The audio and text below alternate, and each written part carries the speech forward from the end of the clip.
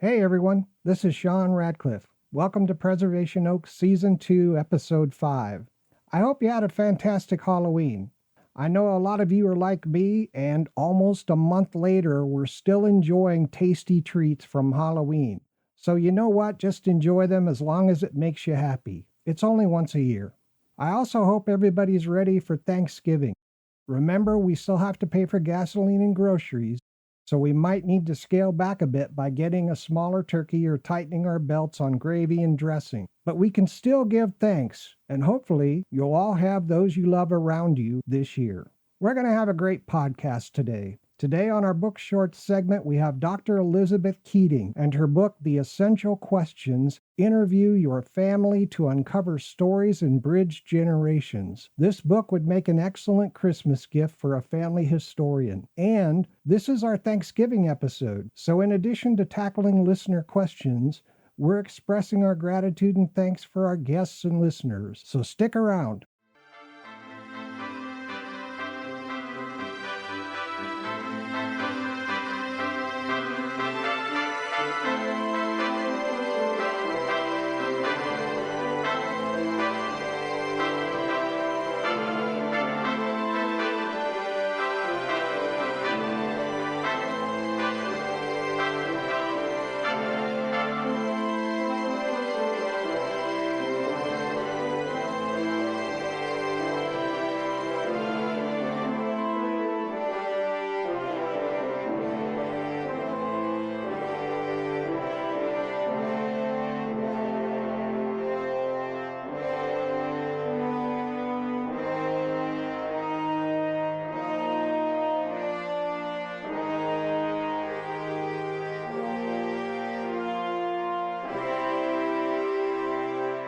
Welcome back.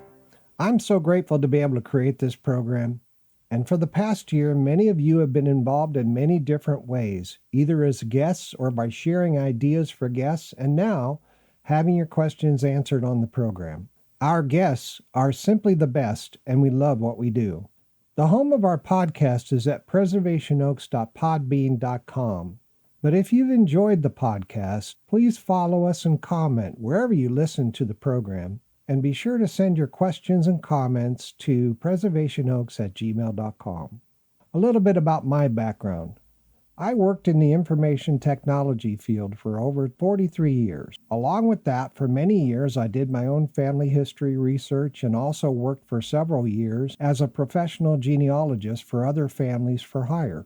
Well, I'm retired now, but before I retired, as I worked for clients on their genealogies, I interfaced with many different genealogical and historical societies and never had a bad experience. Everyone was always willing to help in any way they could, and I found the best part is that they'd educate me about the history and culture of each area.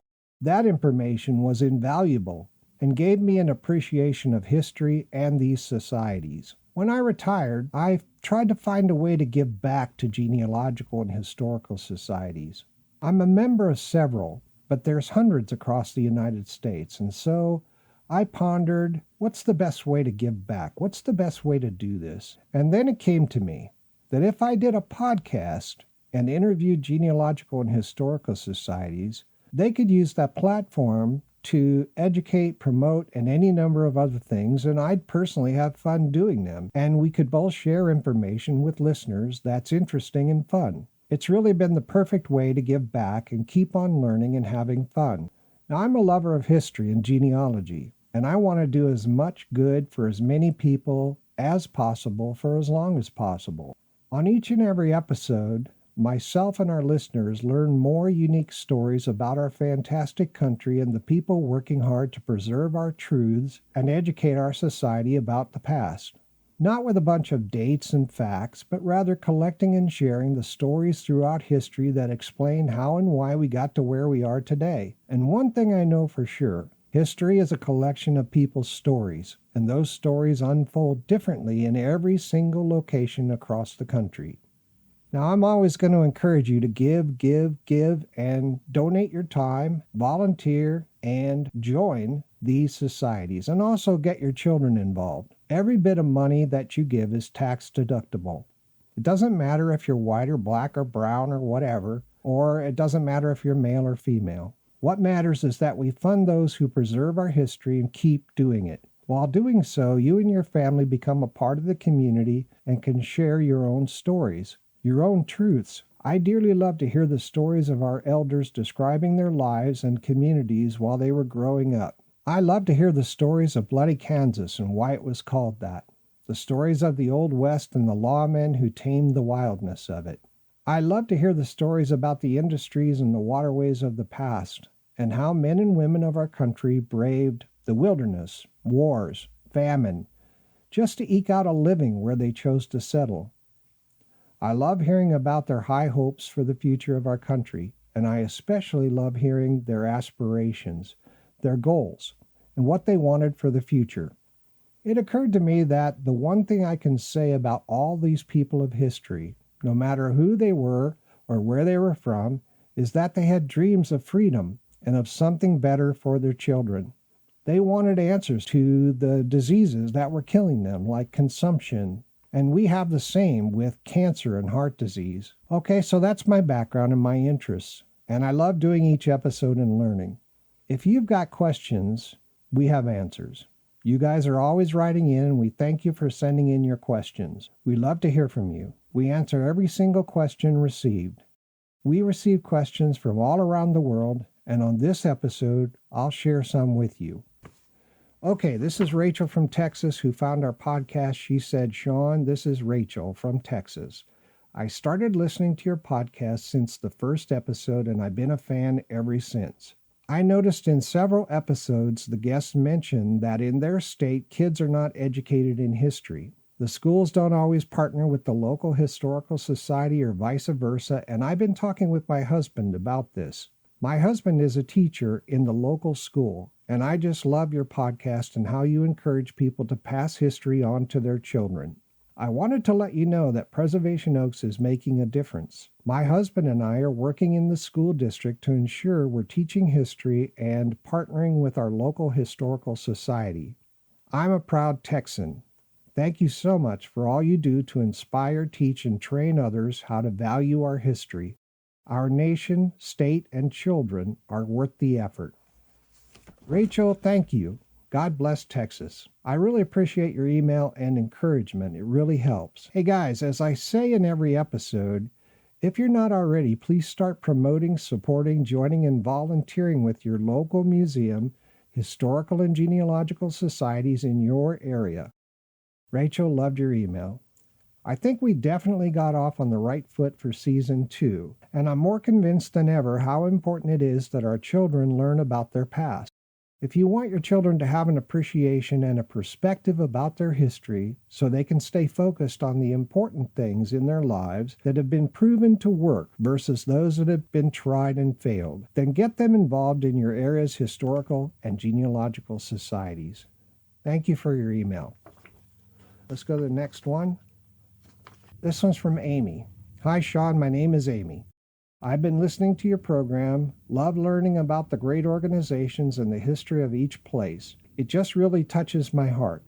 I'm looking for another podcast to listen to. I listen to every episode, and I'm almost always caught up with Preservation Oaks, and I'm just trying to find something else to listen to that's as educational.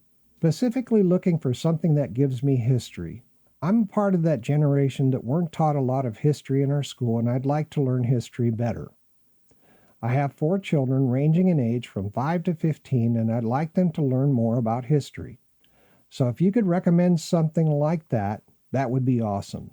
Well, Amy, I'm very careful. Before I promote anyone's podcast, I have to listen to it, and I haven't really had time to listen to other podcasts because I'm busy with this one. Those of you who are listening, if there's a podcast you think Amy would love, please send me an email at preservationoaks@gmail.com, and I'll get it back to Amy. Amy, I think you might consider that the history of where you live might be the most interesting and relevant to your children. Take a look at volunteering and joining the local historical or genealogical society. Then work with them to find the information about the history of your area. and that'll make it more interesting and appropriate. You can take trips to the courthouse and trips to various monuments and important places in your area and talk about the history, why things are the way they are. Okay, thank you very much for your email. From our listeners' comments, I guess the first thing people always ask is, what's the mission of Preservation Oaks podcast? Well, we covered this in Season 1, Episode 1 of the program, and I encourage you to listen to that. A summary is that this podcast celebrates both our history and the unsung heroes who volunteer at and operate museums, cultural heritage, historical and genealogical societies across the United States. And many times that also includes libraries and librarians. We want you to meet these great people, to understand what they're working on and what they're working towards, to learn how they're funded and what their needs are, so you can know without a doubt that these great people and organizations truly deserve to be supported. Every one of them has some similarities, but also every one of them is unique and different, because the areas of the country they serve have unique and different histories. We call these societies our nation's preservation oaks, and we believe that they supply the cultural conservation of our society. We can ill afford to lose them and what they represent, and that's why we have to support them and get involved to ensure their success. Every place across these United States that does that, that preserves their history and educates their children in their history, is much better off for doing so. It's not a nice to have, but a must have. If our government won't do it in our schools, then it falls to us, the citizens, to do it ourselves for our future. We've also received this question from people. Can you tell us a little about the music used in the show? Well, we always credit those who create the music we use on the show. This is always done as we wrap up each episode. We love energetic music. It jazzes me to imagine the cooperation and skill of multiple musicians all moving together energetically on the same piece. But we also love music of all types that complement each episode's decorum and flow. As a for instance, we would not generally include hard rap music unless the society we have as a guest makes a request for it, or a society uses it as part of telling the story of the history within their community. If you have comments about the music or would like to know the names of the tunes, please shoot us a question via email at preservationoaks@gmail.com. Listeners, it's time for us to take a break for a few minutes. Stay tuned and we'll be right back.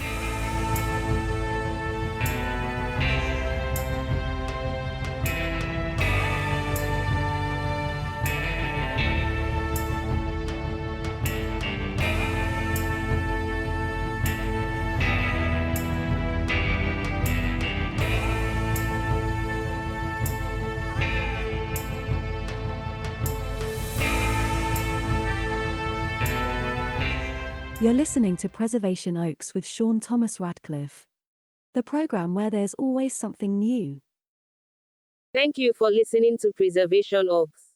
If you're a member of a museum, historical or genealogical society that has not yet been featured as a guest on our program, please let them know to contact preservationoaks@gmail.com. We welcome everyone. Thank you. Back in time, when people got sick, they got well again due to the knowledge their mom had from her mom, and she in turn from her mom, and, well, you get the idea. A good knowledge of history is a good thing for all kinds of reasons when making decisions about the future. Learn the history of your ancestors and your community at your local historical or genealogical society. Historical traditions are there for a reason. Support your local society today and, like a good mom, pass the knowledge on to your kids.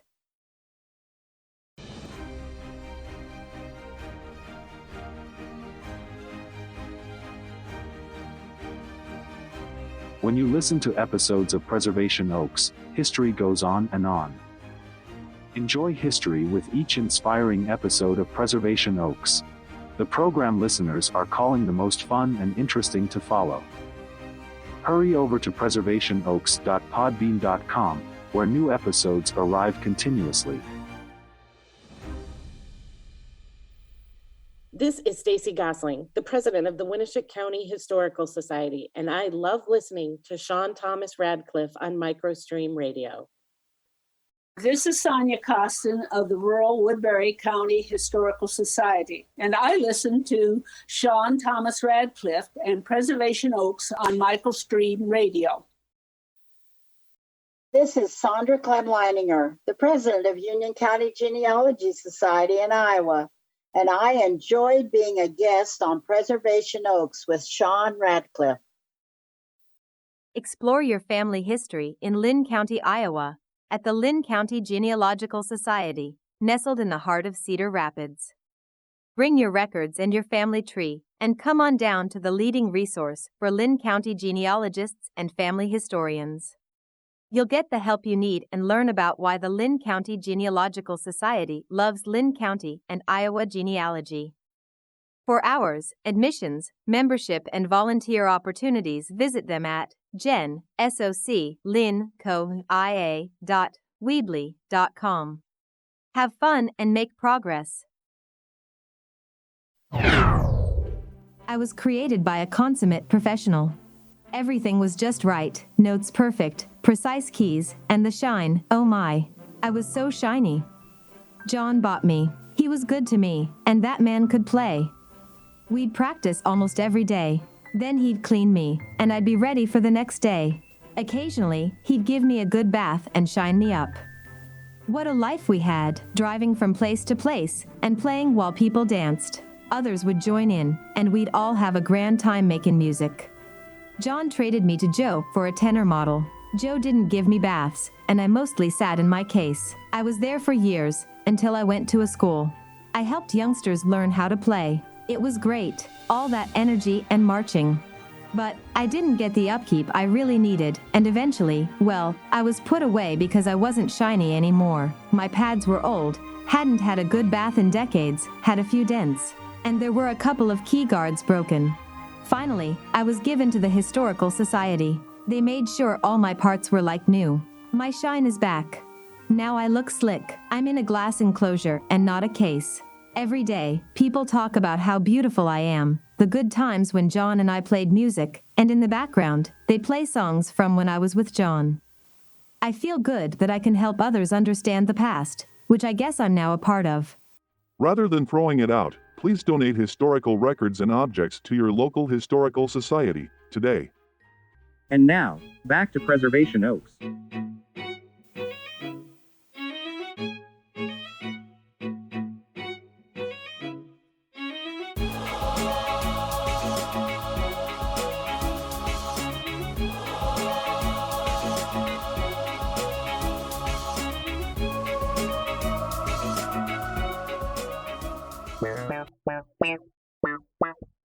Welcome back to Preservation Oaks. I'm your host, Sean Thomas Radcliff, and we're here today with an episode where I'm providing some of my background and answering listener questions. You know, people ask me about podcasting all the time, and I gotta say, Podbean is a platform that I really like and enjoy being a part of.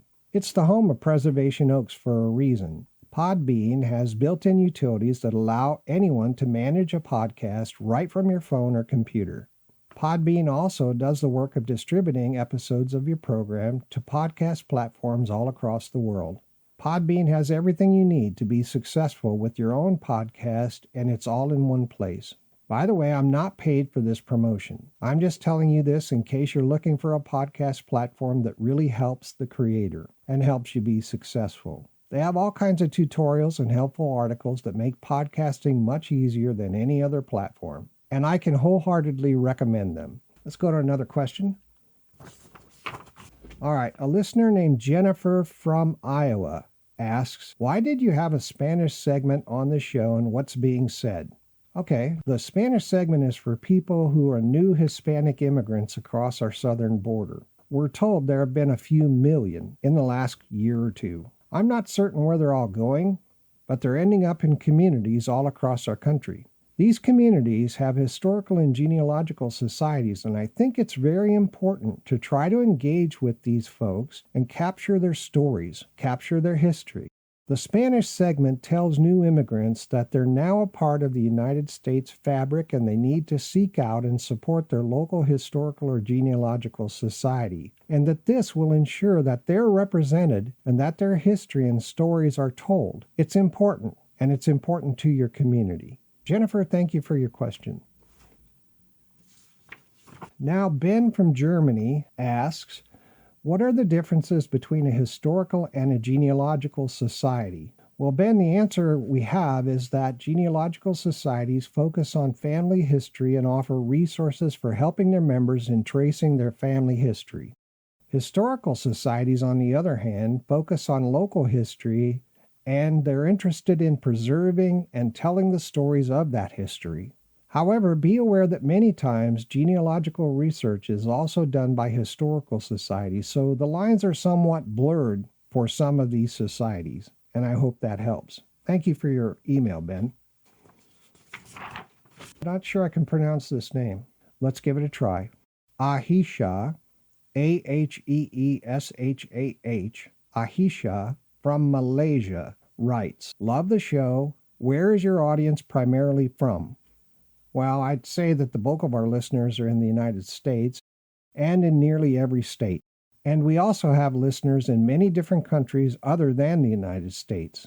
We have listeners in Germany, France, Russia, Canada, Chile, Kazakhstan, Malaysia, Sweden, Trinidad and Tobago, and others. And it's very gratifying to see that people across the world listen to our podcast, and I really appreciate it. Thank you, Ahisha, for your email. All right. Ken from Texas writes, how do you pick guests for the show? We'd like to be a guest as well. All right, Ken, if you'd like to be a guest on the program, just send an email to preservationoaks@gmail.com. Tell us about your organization and request to appear as a guest.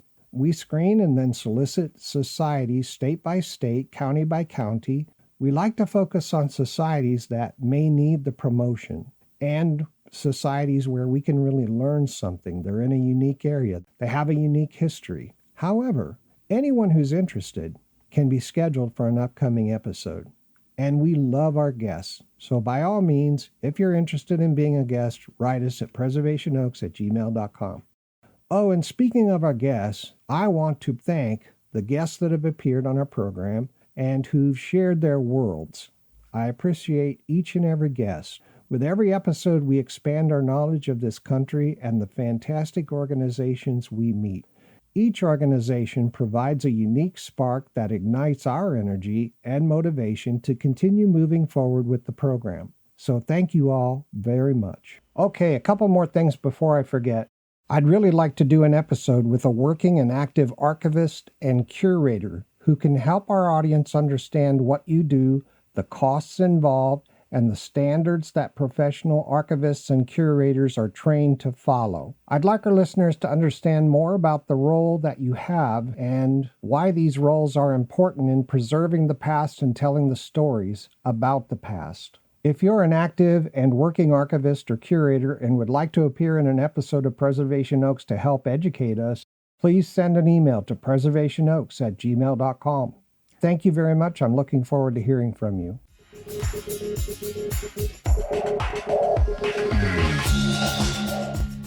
It's time for Preservation Oaks BookShortz. BookShortz is a segment of the program where we quickly introduce listeners to authors and books which satisfy your love of history and genealogy, help you with your own research, and finally help you improve the depth and wisdom of your unique family story. All right. On this installment of BookShortz, we're delighted to be joined by author Dr. Elizabeth Keating, Ph.D., to provide listeners with an overview of her new book, The Essential Questions: Interview Your Family to Uncover Stories and Bridge Generations. This new book is a guide for families to learn more about their family history to make sure they don't find themselves saying, I wish I'd asked my mother about that, or I wish I knew more about Granddad when he was a boy. In the Essential Questions book, Dr. Keating has developed a set of questions that treat your parents and grandparents not just as people who raised you, but as individuals of a certain society and time, and as the children, teenagers, and young adults they once were. The book was just released, but something already being said about it, quote, with an innovative angle and compelling storytelling, The Essential Questions is an accessible and super useful guide offering a multifaceted, poignant inquiry into our life stories, memory, identity, family, and intergenerational connections. It has been a long time since I read a book that felt as urgent, timely, necessary, and utterly relatable throughout. A page-turner. And that was from Alexandra Georgia Kapalou Nunes, Professor of Discourse Analysis and Sociolinguistics at King's College. Dr. Keating is a professor of anthropology, and she brings her lifelong expertise and experience to bear and has devised questions that will bring out the most heartfelt and personal information from your family members. Dr. Keating is a professor at the University of Texas at Austin. She's been a Fulbright Scholar in Ireland and a visiting fellow at the Freiburg Institute of Advanced Studies in Germany. She received her PhD in anthropology from the University of California, Los Angeles. In addition to her 3 books, she's the author and co-author of over 60 academic articles and book chapters for academic audiences, and has given research talks in 15 countries. She's been a recipient of an Excellence in Teaching Award from the Division of Instructional Innovation and Assessment at the University of Texas at Austin. To learn more about her, you can visit her website at Elizabeth-Keating, that's Keating.com. Welcome to the program, Dr. Keating. Thank you, Sean. I'm so happy to be here to talk with you and your listeners today. Can you give listeners an overview of your new book? I'd be happy to. We've all experienced loss.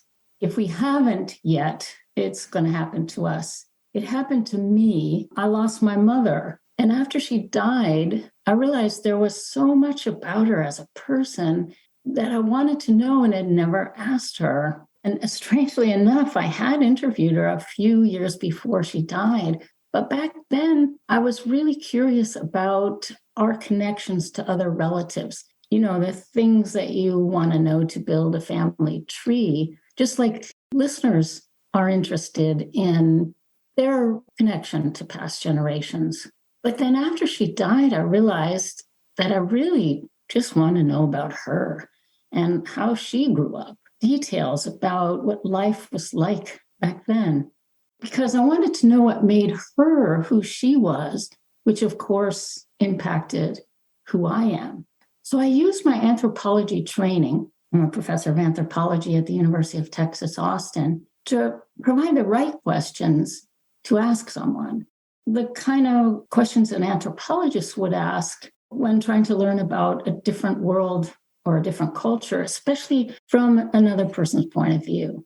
So I interviewed grandparents in several countries in order to develop these questions. And I found some excellent questions that provoked people to tell a lot of great stories about the past. And one of the best questions turned out to be, what was the home you grew up in like? When people talk about their childhood homes, even if they're just describing how many rooms it had, all kinds of stories pour out. What it was like to grow up in that time, what they did with friends, family, and experiences they had in that home. It's not just the home appliances that were really different back then, but all kinds of aspects of daily life. And as I was interviewing older people about their childhoods, I was so fascinated by what I learned that I decided to ask my students at the University of Texas to interview their grandparents as a class assignment to learn about culture change. What they found out amazed them, and it amazed me. There are whole universes of information that can be gotten at by using anthropology. I decided to write this book so other people wouldn't lose their family history like I did. And it's such an incredible experience to have these conversations. I very much like the question about what was your home like. What do you mean by essential questions, and how can that information in the book help family historians? Well, Sean, the 13 essential questions are the anthropologically framed questions that I developed while I was researching families and talking to older generations. The questions are based on what an anthropologist would want to know, we're always curious about other worlds and looking at our own world in a new way. It might seem strange to think of your grandparents as growing up in a different culture, but as everyone knows, there have been really tremendous changes in culture, even in the last 30 years. So the anthropologically framed questions are about questions like the one about space, which is related to asking you what the home you grew up in was. So space, time, interaction, identity, beliefs, fears, and even objects around the home, which anthropologists would call material culture, and other topics that anthropologists are interested in. And so what I've done is I've developed questions that people can easily answer based on these anthropological questions. The book isn't just about questions, though. It doesn't just have a list of questions, but it has background on each of these concepts, each of these anthropological concepts, and some examples of different cultures and generations using the questions in the book. And so people can learn something about anthropology as well. And there's also a whole chapter that's a guide to interviewing to help people get started.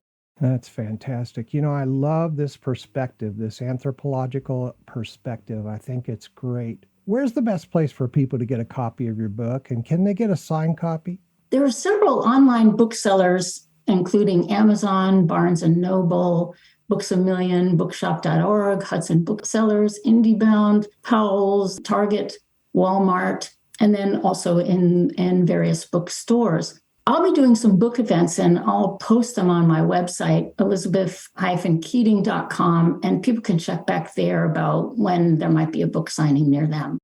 Okay, fantastic. I'd like to thank you, Dr. Keating, for your time today and for your great book. Well, it's a real pleasure to be here, and I really am passionate about people interviewing older members of their family so they won't lose their family history, and it's also an incredible experience of connection. It's very important. Yes, thank you so much for inviting me to the program.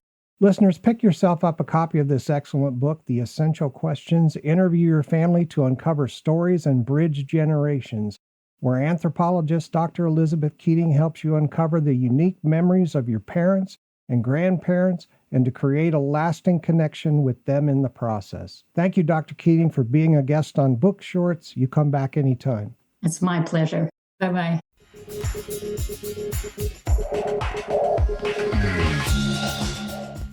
If I haven't said it before, one of the things that keeps me motivated and focused on our program is that in every episode we learn something new about the area and the past that the organization is preserving.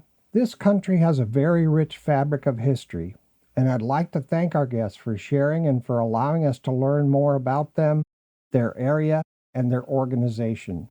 I've learned so much. My perspective is continually expanded with each episode, and I hope we're providing listeners with a touch of that sense of wonder with each episode. Please stay in touch via email to preservationoaks@gmail.com, and please listen to and follow the podcast at preservationoaks.podbean.com. One last thing. I've been seeing videos on YouTube stating that Facebook is laying off employees and is financially struggling. I'm not a financial person, and I don't know what the future is going to bring. But I do know that many of our museums, cultural heritage, historical, and genealogical societies use Facebook.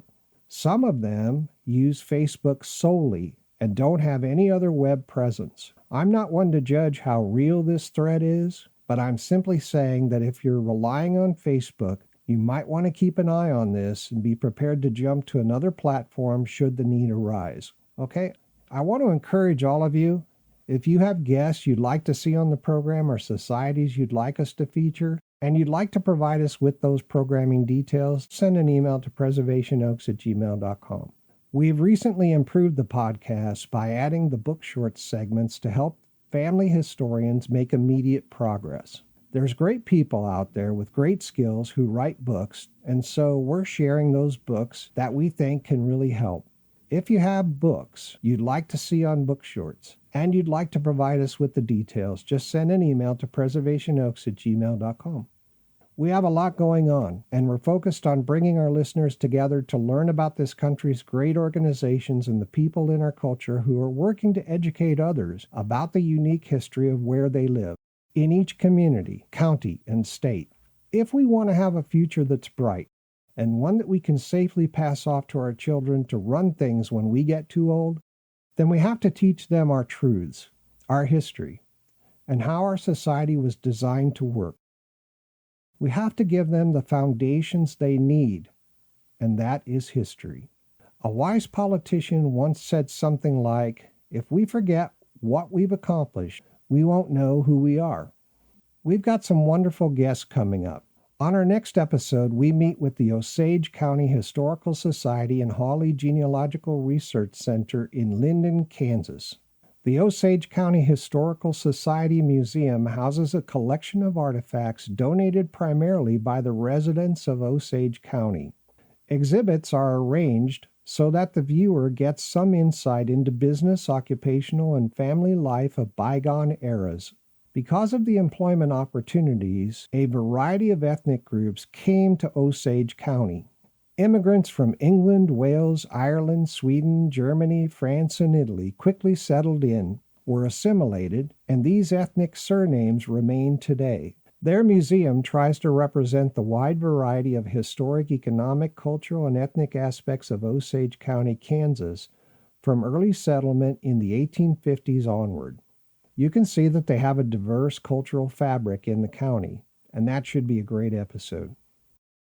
Thank you all for teaming up with Preservation Oaks and listening. We appreciate you all and say thank you for your comments, your questions, and you following the podcast.